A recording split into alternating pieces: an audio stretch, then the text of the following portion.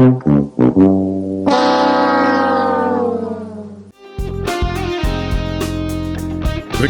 Alonso is out at Marvel, but that doesn't mean the mess she made is going away anytime soon. There are years of content now sitting there waiting to come through the pipeline, and not all of it is stuff that Disney is eager to expose.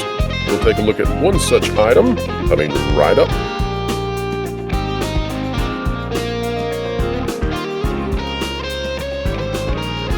Explaining entertainment, keeping you ahead of the culture curve. It's what we try to do each and every day here on the WDW Pro channel. Often that means covering items that you won't hear anywhere else, but you'll probably hear about in the days to come. If you like content like this, consider clicking the like button, share, subscribe, and hit that notification bell. Remember, you can stick it to the algorithms when you click it. Don't forget, we also covet your comments, and the Pro Show starts later today, 5 to 7 p.m. Eastern Time. We hope you will join us for that debut exciting opportunity. It's going to be such a pleasure to talk to all of you live with a huge panel of guests. It's going to be a great time. Today, we're taking a look at something that is a remnant of Victoria Alonso, and it is one that's not getting quite the attention that I think is deserved. And that is the first real foray into the Marvel Cinematic Universe, or the Marvel Disney Plus universe, by the X-Men. This is going to be very interesting to keep a watch on. And so let's wade into it a bit. First, let's start off by examining Victoria Alonso, who, remember, one of the lead architects of the current MCU, the Phase 4, what some people call MCU, and then the Phase 5 dive. She has been exited from the studio by Disney, which is really interesting because Disney still has the rights to her memoirs, and that is going to be, well, that's awkward. So let's take a look at an article about what Miss Alonso was up to in regards to animation. This coming back from 2021 by Nancy Tartaglione, and it is from Deadline. Marvel's Victoria Alonso debuts What If clip talks studios animation push, inclusion, and diversity. This is important because this is going to get us into the X-Men 97 revival and why Disney is so concerned about it. Marvel Studios EVP of production, Victoria Alonso, showed off a new look at Marvel's upcoming Disney Plus animated series What If during a Women in Animation panel at the Annecy International Animation Film Festival this morning. Isn't that funny? I've been to that city and I almost mispronounced it as I was reading this. Following a preview that dropped last December, today's clip showed off more of Peggy Carter's transformation into super soldier Captain Britain, replete with her Union Jack emblazoned shield, and also featuring Steve Rogers and Howard Stark. Alonso promised the show will be full of surprises with a lot of our characters that you know and love, but a lot of them doing other things, and then that's other characters. She called it a nice way to creatively be inspired by new ideas and looking at things through a different lens, and teased, what if our characters were turned upside down, topsy-turvy, and someone that is not becomes it? And that goes back to what we've talked about since. This was further developed into what would be called the mantle strategy, the idea that you could take characters' abilities and put them onto anybody, and in doing so, you could take the popularity of a character that's already existing with their abilities, pop it into a character who is more quote-unquote modern. That usually means someone who's not white and male. And then in that way, you could diversify Marvel without losing the interest of fans in those mantles, as she called them. But it clearly did not work. It goes on to talk about all the different things that they were planning at that time in terms of animation. But let's dive into a few important points, and I want to move on to the X-Men part. Alonso continued, for the longest time, we heard a woman-led film will never open. I say, please check Captain Marvel, made a lot of money. It's going well. Then they always told us that Black Panther was never going to open and nobody wanted a completely black cast. And that made $1.3 billion. So you can look at it from the social point of view, the cultural point of view, but truthfully, this is a business. Well, it is, isn't it? From a fiscal point of view, you are leaving money on the table by not representing. I think 51% of our audience is female. For the record, folks, that might be true. And I'm not trying to be negative at all about women who like Marvel. I'm not trying to do that. But we've talked with experts in the industry, and that's just crazy because usually, and again, I'm not trying to say this as a blanket statement. If you love Marvel and you're a woman, awesome. I think that's great. But the majority of women who are coming into that audience are going with their boyfriends and husbands who are crazy about superheroes. That's just the fact. 28% of our audience is Hispanic. If we don't represent the people that watch what we make, eventually they'll go elsewhere because somebody else will figure it out. All right. And then finally, we get to this. What does Alonso hope to see in the next 5 years as it relates to women in animation's goal of 50-50 by 2025? There is absolutely no doubt in my mind and in my heart that you can get there, but the we is the part that worries me. We have to do it together because you can have an isolated group of people that are pushing and shoving and making sure that this is their priority. And yes, they will make a change in that group of people, but you won't make a true measurable change unless we do it as a whole. My hope is that in every room, in every conversation, in every meeting, in every moment of consideration for others, that people actually take the time to think and say, is this a balanced story or is this a one-person point of view story?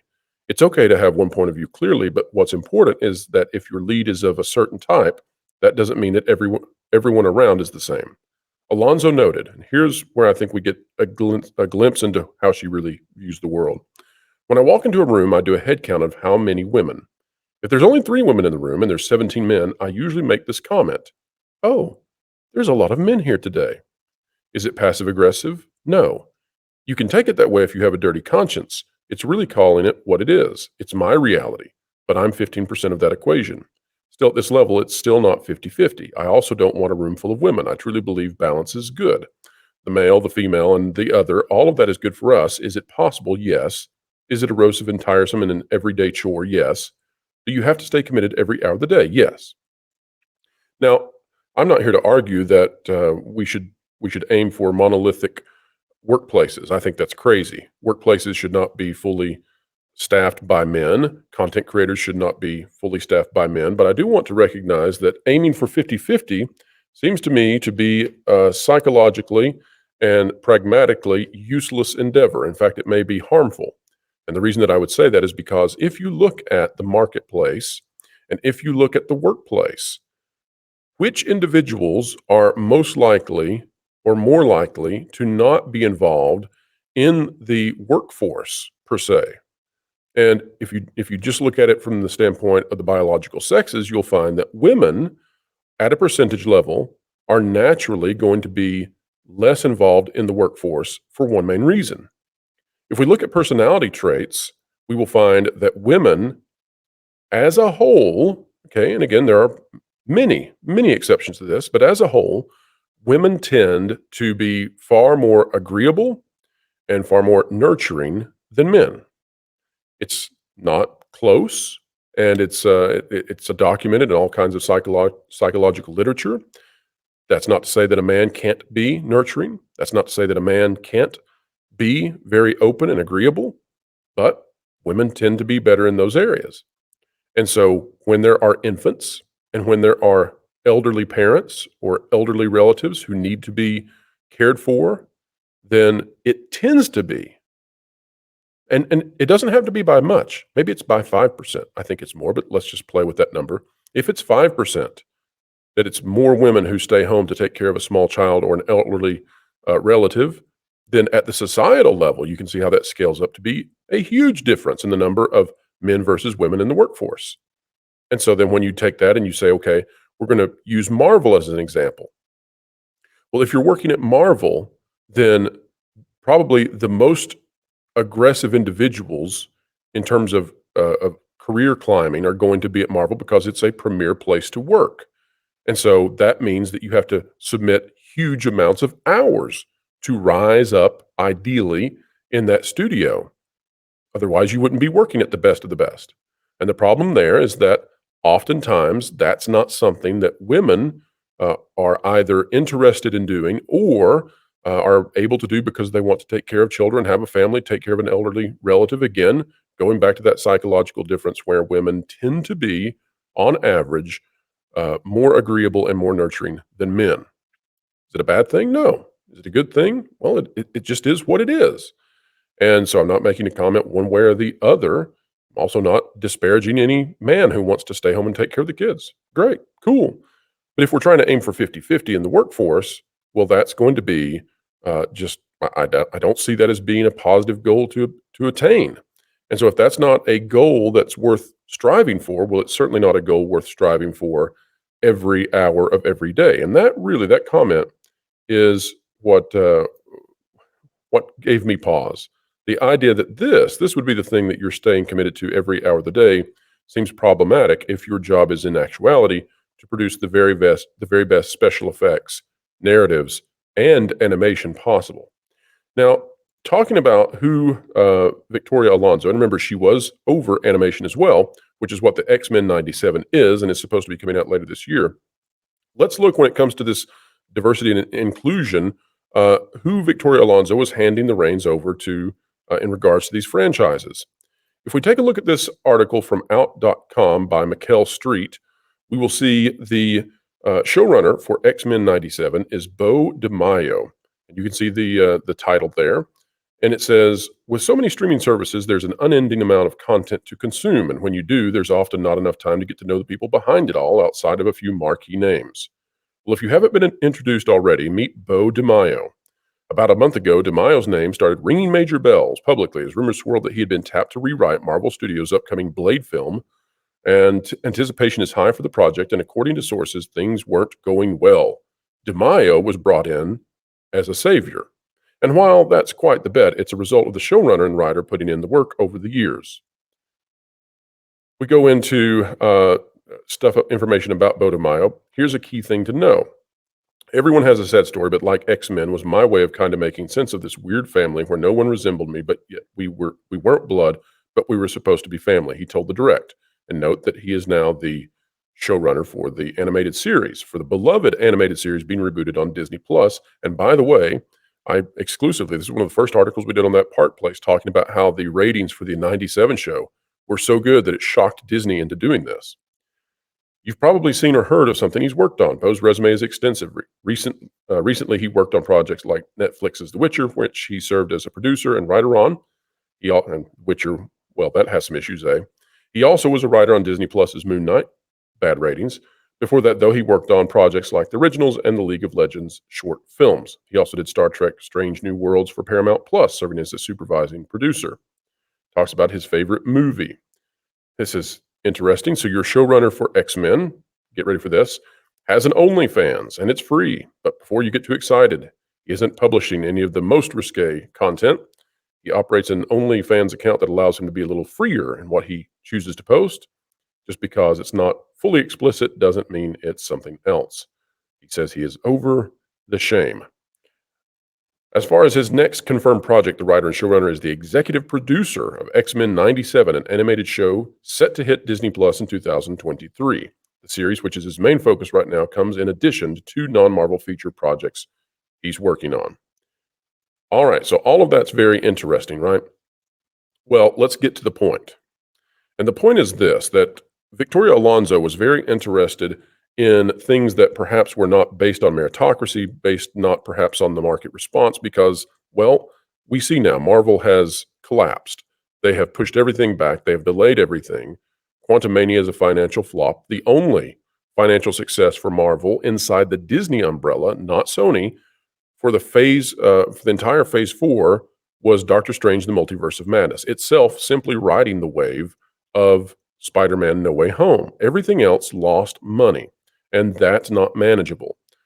But what may have actually cost Victoria Alonso her job ultimately, despite the fact that she just hasn't been successful in her endeavors and her ideas, what may have eventually gotten her completely canned is that I am told by a source that X-Men '97 is seen by individuals higher up at Disney as being just a colossal crash, a huge, huge issue, and it may actually have to be delayed. If it is delayed, that is extremely costly for something that is already a little bit riskier than Disney usually likes to take on. So this article from Game Rant by Raul Velasquez says multiple Marvel projects on Disney Plus appear to have been delayed. Changes to Disney's websites may hint at future delays for several MCU productions, including Marvel's What If, Season 2, and X-Men '97. We'll drop down here just to cut to the chase.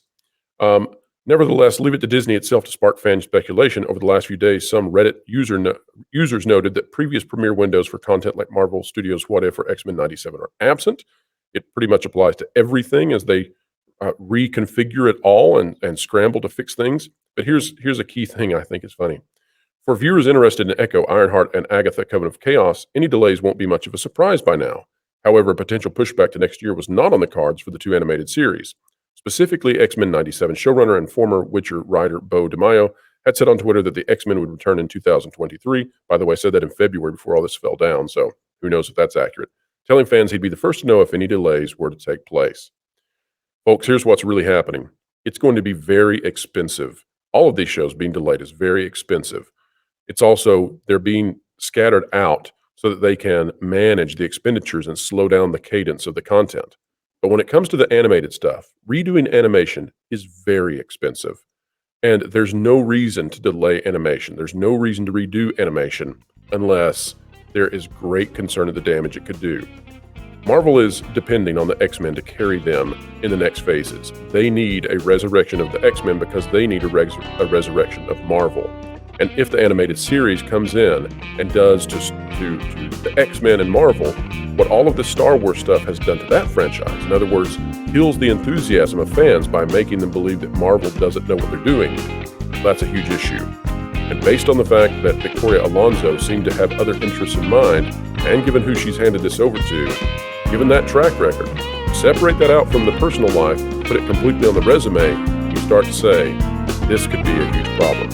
Folks, if you like content like this, consider clicking the like button, share, subscribe, and hit that notification bell.